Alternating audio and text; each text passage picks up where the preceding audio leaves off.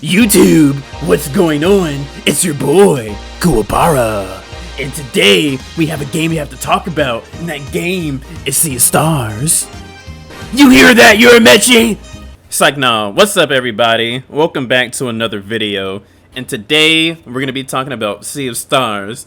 And I've been glued to this game like glue on a lace front. And I was on Twitter, X, a few days ago, and I see an advertisement for this game called Sea of Stars, and all I see on it is all these 10s and 9s. So I'm like, we gotta see what's up with this game then. Is it really that good? And now that I think about it, I did have a coworker mention this game to me, and I did see a video comparing Chain of Echoes and Sea of Stars a while back. But man, I finally played it, and this joint right here is straight up heat. If I had to compare this game to any other RPG out there, the closest game that this game represents is Mario and Luigi Superstar Saga and Mario and Luigi Partners in Time. I never played Mario and Luigi Partners in Time, to keep it a buck. Furthermore, I highly recommend this game. This game is a classic turn-based RPG, and it excels in many different categories, but I think the number one category this game excels at is the mechanics. And a lot of AAA modern games, I think, do not put enough emphasis on the gameplay and mechanics. And they add mechanics from a game that's very popular and sold well, but then add the same mechanic and don't even fully flush it out. How many games have crafting and stealth mechanics that are so mediocre, they probably shouldn't even have put it in the game in the first place? I still haven't seen a game have better stealth mechanics than Tom Clancy's Splinter Cell from 2004, if I'm thinking off the top of my head. Anyways, I'm going on a tangent, so let's talk about why this game's mechanics is really like that. Sea of Stars is an engaging and alluring classic RPG that you need to experience. I've been looking for a good classic RPG to play, and I found it. If you don't believe me, tap into this video. If you need a good RPG to play, I got you. What separates Sea of Stars from other classic RPGs is the fact that you can block incoming attacks if you time it right, and you can extend your attacks if you time it right. So timing is the name of the game, and it is the reason that makes Sea of Stars an engaging experience. Sea of Stars is definitely a very strategic game. You definitely have to pay attention because you don't want to do anything to get your party's shit rocked. In the beginning of the game, I felt like some of these enemies were very tough. I didn't want to fight a large group of enemies because I didn't want to die to them, or I didn't want to use all my healing resources to recover from the fight. One thing this game stresses on heavily is you have to know how to use magic without using magic. And the way this is achieved is by, once you hit an enemy, mana will physically manifest, and you are able to absorb this mana up to 3 times to enhance your own attacks. Once you do a regular attack, once you're boosted on mana, you actually get a portion of your magic points back. When the game first explained that concept to me, it went over my head, because I thought you can use magic attacks when you're boosted on mana and you get your magic points back, but it's just regular attacks. Once I realized that concept, it widened my horizons to all my combat capabilities.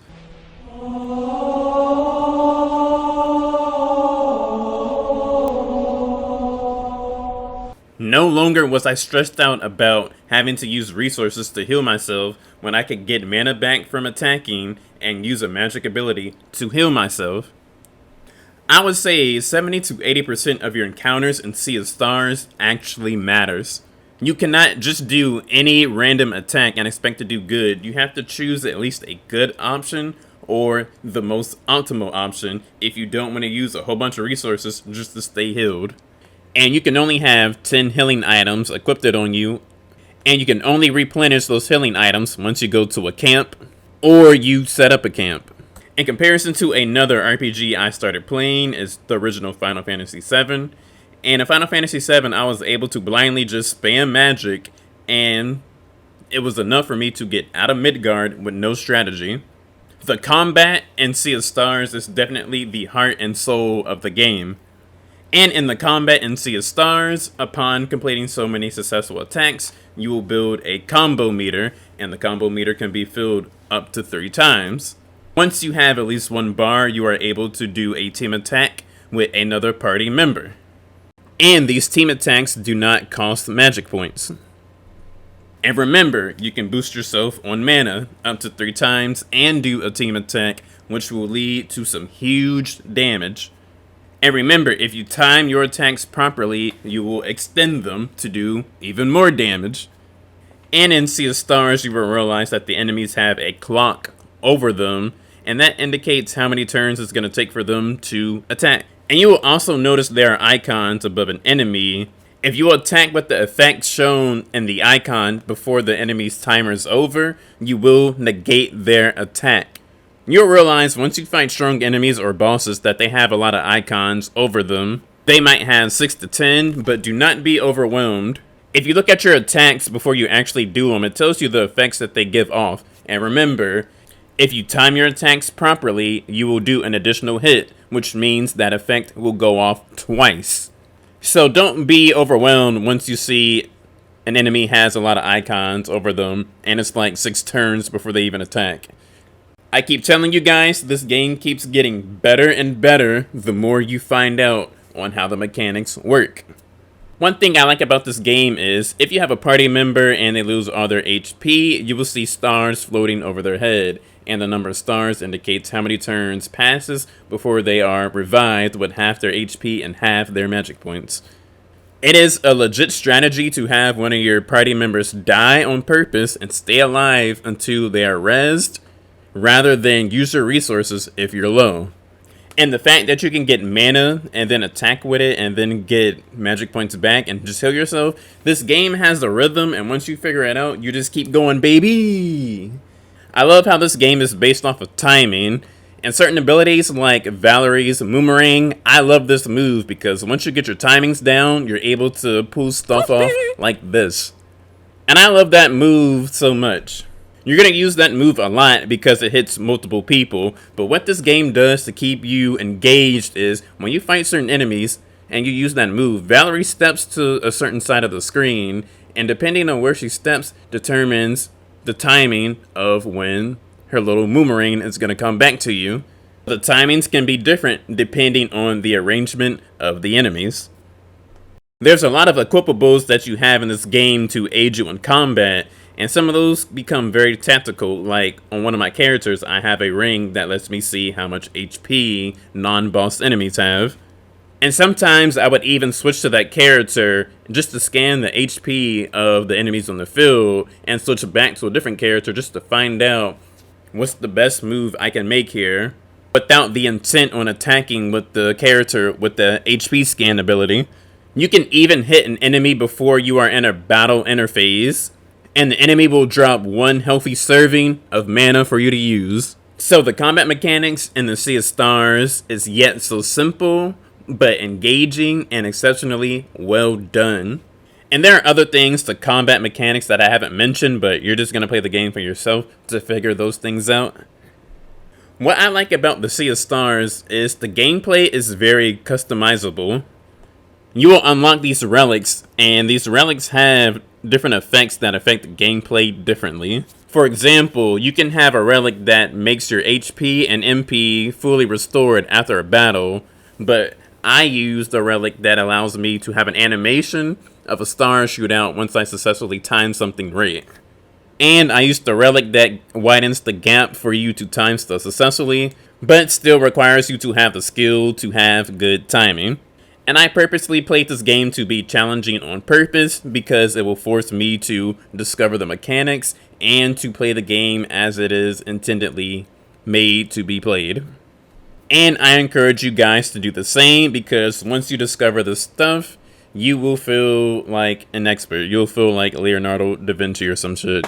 And other things this game has to offer is there is fishing, which allows you to catch fish, and those fish can be used to make resources like food, which you will need to heal yourself. Because the game, if you're playing under a challenging circumstance, you will need to go fishing for resources. And once you go fishing, fishing actually takes some skill. There is some timings that you will have to learn, and you will have to keep the fish in that blue rectangle to reel them in. So it can be kind of fun, and it is skill involved with fishing. And fishing is something that's in the game that's deliberately there. It's not added to the game just to be there. You can also find veggies on plants and bushes and use those for cooking as well. And to pace this game out, other features that this game has is there are platforming sections and there are puzzle sections for you to complete. You can't just fight all the time. Sometimes you gotta stimulate that brain. And there are sections where you will be exploring a new area and you'll be climbing on the buildings. You'll be trying to figure out, how do I get to that chest over there? And one thing I like about this game is there is plenty of stuff for you to discover. Like, I'm in a new town and I'm just swimming around trying to find new things, and I randomly find a hidden shop. Furthermore, I'm in a new town and I'm just talking to people, and one thing I like about this game is the people actually say things that are related to the plot of the game, or they say things that are related to an item that you can discover or an item that you need for a side quest.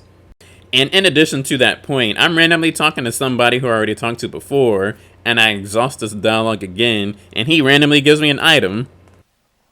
Wow! There are features in the shop in Sea of Stars that do add to the quality of life, such as when you buy something, you can equip it in the same menu and sell your previous item that you had equipped it without having to warp through all those menus. And for a game having a pixel style in 2023, this game looks amazing.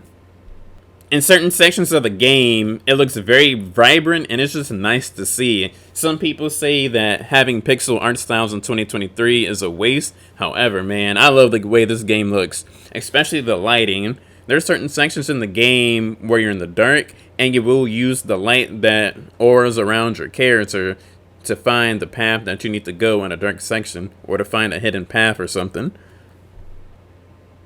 The animations in this game look really great too, and they're able to really capture certain characters' personalities based off of what they do in their animations when they talk and when they are in their idle animations.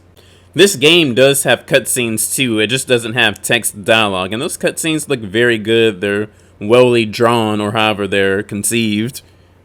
The story of this game is very interesting. At first I thought it was pretty good, but as the story keeps going on and the more you play, the more captivating it becomes. I am very well invested into how this game will play out the more I finish my playthrough. It gives me Avatar Last Airbender vibes.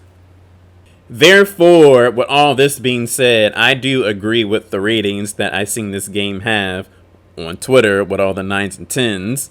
I'm personally giving this game a 5 out of 5, a 10 out of 10, because this game is heat. For all the elements that this game presents itself with, I don't see anything that needs to get adjusted or anything that needs to be built more upon to warrant a decrease in its score. I heard people say that this game is supposed to be the spiritual successor of Chrono Trigger, which is one of my favorite games of all time. And this game does live up to being the spiritual successor to Chrono Trigger. And if you like classic RPG games, I really don't see how you wouldn't like this game unless you just like hate the story or something. So with all things considered, I will definitely say that this game is a very engaging and alluring experience that you need to play if you like RPGs. And this is a game that is an indie game that is way better than most of these AAA games. The developers of this game chose to focus on gameplay and mechanics and game design, and that's why these indie developers are actually what's keeping gaming alive, rather than these AAA developers that just want to make a lot of money out of a game rather than make a game with great game design. So if you did like this video, go ahead and check out another RPG review I do on a game called Indivisible. It is a action RPG, and I believe if you like this game, you'll probably like that one. And if you did like this video, go ahead and subscribe, as I will be dropping more videos. And as always, guys, vibe out.